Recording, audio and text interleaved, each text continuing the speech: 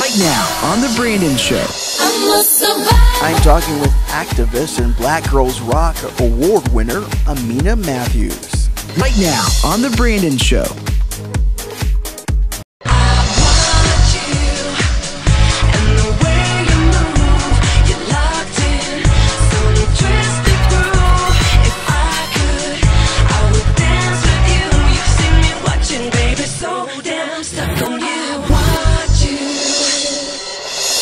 How do you feel about tonight's event? I think that it was amazing. I had an opportunity to view some trailers that films that I'd never seen before. It's just still re-solidifies for me that we still have a lot of work to do. And, you know, we got to have conversations and not just soft touch conversations. So there's been so much lately about the violence in Chicago. What made you want to be a part of the solution and not the problem? Because I was part of the problem before. Yes. And you know, ignorance, my grandmother used to say it so much, ignorance is bliss, and it really is. I did not know that what I was doing when I was out there, and my mindset was saying that the things that I'm doing is I'm going to help her get out of the ghetto with the money that I make. I didn't know that it was illegal. So once I found out, as the U.S. Marshals and everybody that is a part of that infrastructure let me know, you are burnt up and your people are too, and your daddy is too, so you need to check yourself before you end up wrecking really quickly. So being part of the problem once, now I'm a part of the solution to educate about gun laws, drug laws, to educate about even if it's a look-alike gun, even if it's just the clip with no bullets, on what we as people of color, what type of time we're looking at. So you made a switch, and you became a part of this wonderful organization to get people to make the switch just like you did. It wasn't an ad in the newspaper saying that if you want to be a violence interrupter, come here. That's not what it was. A friend of mine that was, well, we were once friends back in the day, and we were part of the problem together, and he worked at Ceasefire, Cure Violence, and he asked me to help him with this conflict. One of the guys that was the director at that time, T.O. Harderman, said that a mother is calling saying that my son is loading up a gun, and it looks like a machine gun, in our bedroom.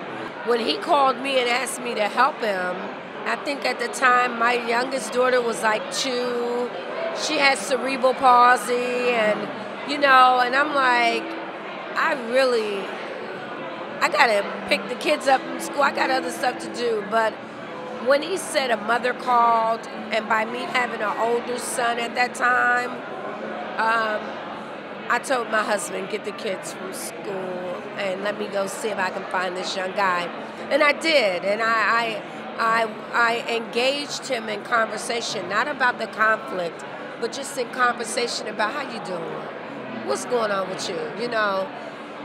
You look so handsome when you pull your pants up, you know. What do you want to do when you are in dream mode? Where you want to go and what you want to be, you know. Now, he told me he wanted to go to a historical black college.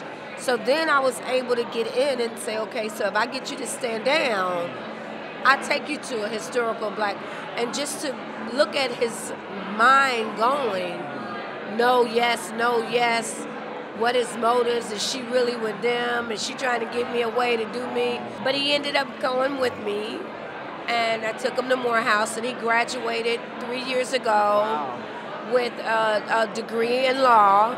Now he's going back to get his degree, wants to be a judge. And he has not been back to Chicago since then.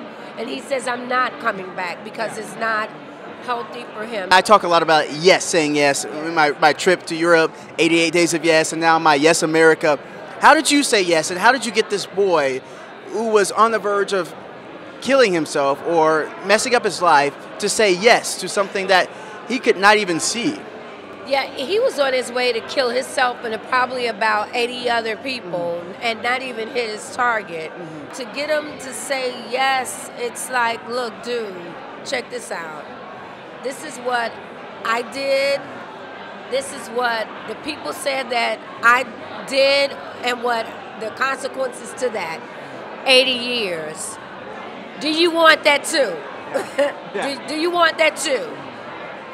Because you're a young boy, and the weapon that you got is not state time, that's federal time, and you're going to do all of that, 85% of that.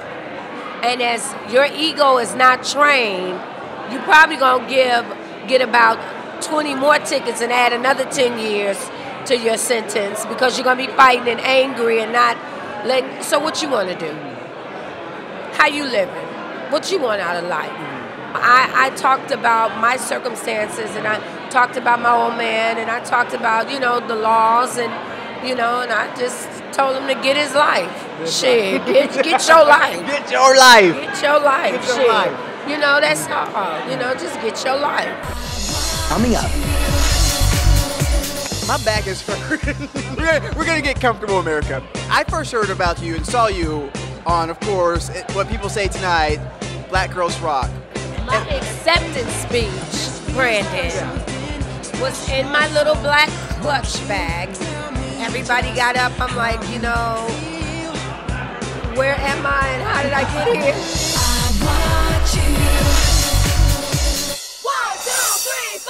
A good life begins when you're ready.